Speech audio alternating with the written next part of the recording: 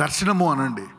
You need have a vision. ఒక్కొక్కసారి వాక్యాన్ని నమ్మి గురిగా పెట్టుకోవాలంట. గురి అనండి, వాక్యాన్ని నమ్మి గురిగా పెట్టుకోవాలా.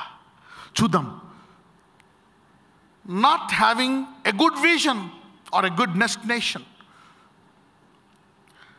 ఒక గురి కానీ దర్శనం కానీ లేకపోవడం వల్ల ఇందులో పడిపోతారంట, శోధనలో పడిపోతారంట. మొదటి యోహాను 3 వచనాలు చదువుదాం. 1 John chapter 3 verse 1 to 3. మనము దేవుని పిల్లలమని పిలువబడినట్లు తండ్రి మనకెట్టి ప్రేమను అనుగ్రహించునో చూడుడి. మనము దేవుని పిల్లలమే, ఈ హేతువు చేత లోకము మనలను ఎరుగదు, ఏలయనగా అది ఆయనను ఎరుగలేదు. ప్రియులారా, ఇప్పుడు మనము దేవుని పిల్లలమై ఉన్నాము.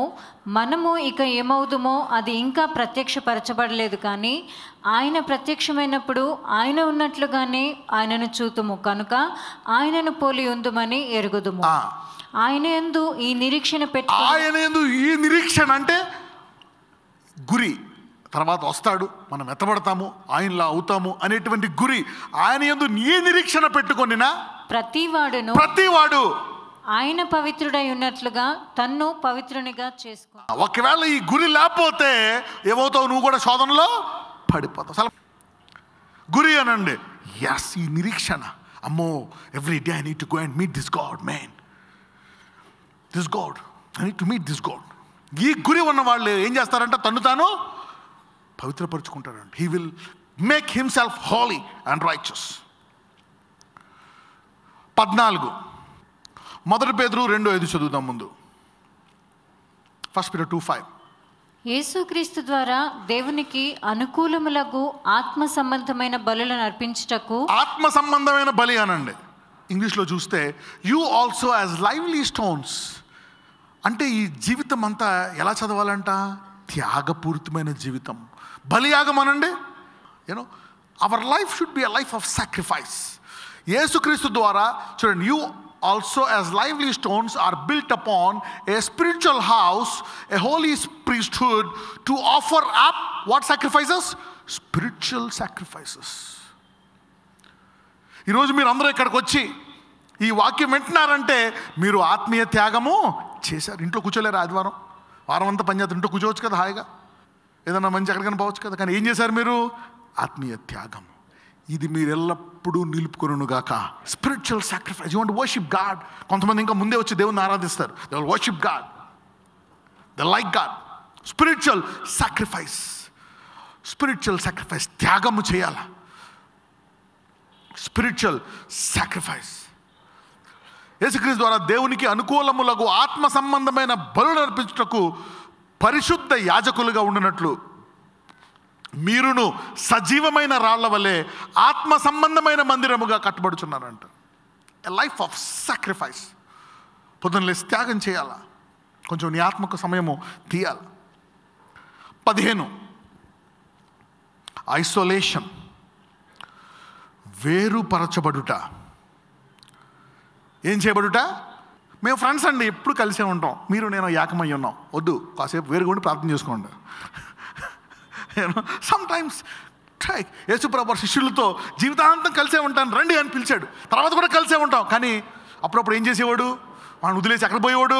కొండెక్కిపోయి ఒక రోజంతా ప్రార్థన చేసుకొని మళ్ళీ వచ్చేవాడు, మళ్ళీ ఒకసారి వెళ్ళిపోయేవాడు. అలాగా ప్రతిరోజు వారంకి ఒకసారి 2 సార్లు 3 సార్లు ఏమైపోయింది దానికి అందరితో కలిసి మళ్ళీ ఆరాధించేవాడు సంఘంలో. మళ్ళీ escape. Separation is important. Separation. మత్తయి సువార్త 14:23. మాథ్యూ 14:23. ఆయన సమూహములను పంపివేసి ప్రార్థన చేయుటకు ఏకాంతముగానండి. అప్పుడప్పుడు గ్యాంగ్ వదిలేయాల. 2 గంటల బ్రేక్ తీసుకో ఫ్యామిలీ నుంచి. Pray and come back. ఆయన జనసమూహములను పంపివేసి బ్రేక్ తీసుకోవట్లేదా? కొంచెం పొద్దున్నే లేగు. ప్రార్థన చేయుటకు ఏకాంతముగా. అవును, కరెక్టే. ప్రార్థన అనేక రకాలు. కలిసి ప్రార్థన చేయాలి. కలిసి ప్రార్థన చేస్తే అభిషేకం పెరుగుతుంది, సంఘానికి రావాలా. 2-3 నా నామాన్ని ఏకీపిస్తే ఏం చేయమన్నాడు? నేను దాన్ని నిశ్చయముగా చేస్తాం. Correct, there is power.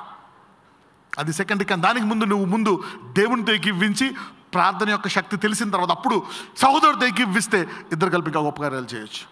లూకా 9:18. లూకా సువార్త 9వ అధ్యాయము 18వ వచనము. ఒకప్పుడు ఆయన ఒంటరిగా ప్రార్థన ఆగండి, కలిసి ప్రార్థన చేశాడు శిష్యులతోటి, సంఘంలో చేశాడు, అందరి ముందు చేశాడు, కానీ వేరుగా ఉండి కూడా చేసుకున్నాడు. ఒంటరిగా, అందరూ ఒంటరిగా అనండి. Praying alone is also a very powerful prayer. కలిసి ప్రార్థించాలా, సమాజంలో ప్రార్థించాలి, ఇతరులకు ప్రార్థించాలా, కలిసి స్తుతించాలా. ఎందుకంటే కూడుకోవాలా, అంత దినాల్లో ఎంత కూడుకుంటే అంత మంచిది. కానీ ఒంటరిగా కూడా ప్రార్థన చేసుకోవాలా. సెపరేషన్. ఒకవేళ నువ్వు ఒంటరిగా చేసుకోకపోతే ఏమైపోతావు? పడిపోతావు. Separation will keep you from falling down. 16 పక్కలతో చెప్పండి, బిజీ బిజీ అనండి. అదే డేంజరస్. బిజీ ఒక్కొక్కసారి ఏంటంటే కరెక్టే, బిజీ ఉంటుంది.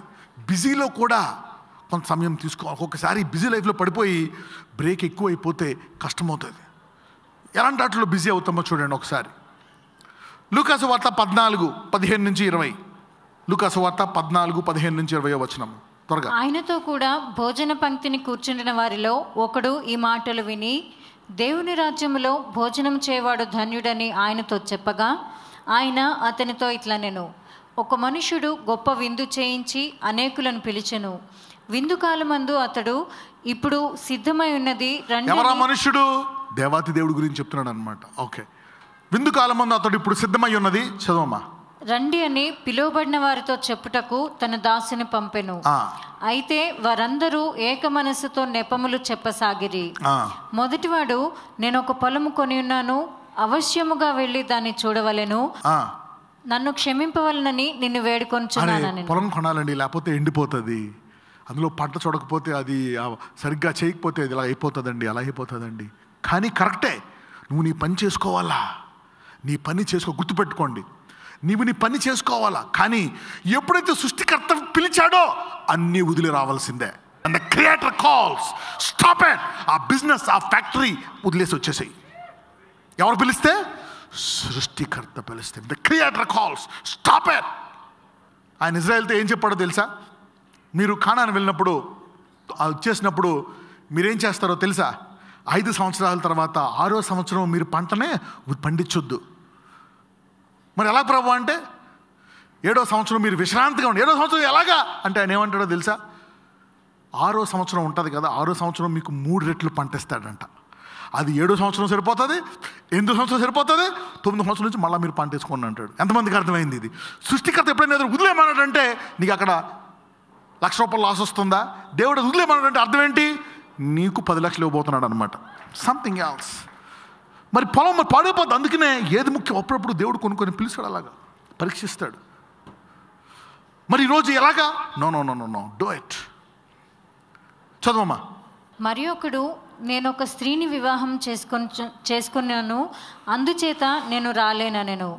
అప్పుడు ఆ దాసుడు తిరిగి వచ్చి ఈ మాటలు తన యజమానునికి తెలియజేయగా, ఆ ఇంటి చూడండి, పెళ్ళైంది కరెక్టే, వంకలు అనమాట ఇవన్నీ. యూనో పెళ్ళైంది, నేను రాను. No no no no no be careful. చదువు. అప్పుడు దాసుడు తిరిగి వచ్చి, చదవమ్మా.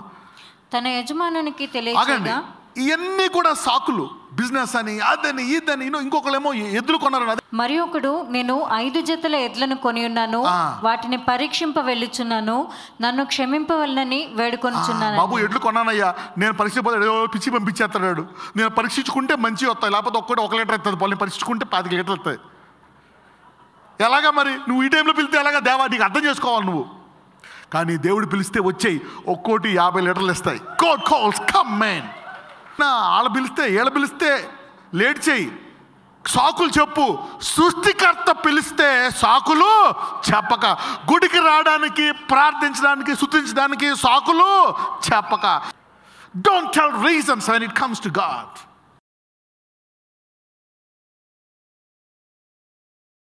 నాజరేయుడైన యేసయ్య, ఇదిగో తండ్రి, అయ్యా శోధనలో పడకుండా ఎలాగ మేము నిలకడకుండాలో మాకు ఈ బోధించావు, కాబట్టి మేము నిలకడకుండా కృప మాకు దయచేయండి. ఇదిగో ఎవరైతే కుడి హస్తం పెట్టుకున్నారో ఇప్పుడే వారిని ముట్టండి. లార్డ్, విజిట్ దరి ప్రభావముల సంవత్సరము భూమిని యొక్క మహిమతో నిండి ఉన్నదయ్యా. నీ నామాన్ని ఏమడిగినా భూమిలో ఎక్కడున్నా వారిని తాకుతావు. Lord, the earth is filled with your glory. So if I take your name and pray for any person at any place, you are going to visit him and heal him now. Supernatural finances in their hands. నాజరేయుడైన యేసు నామమున ప్రార్థిస్తున్నాము తండ్రి. ఆమేన్.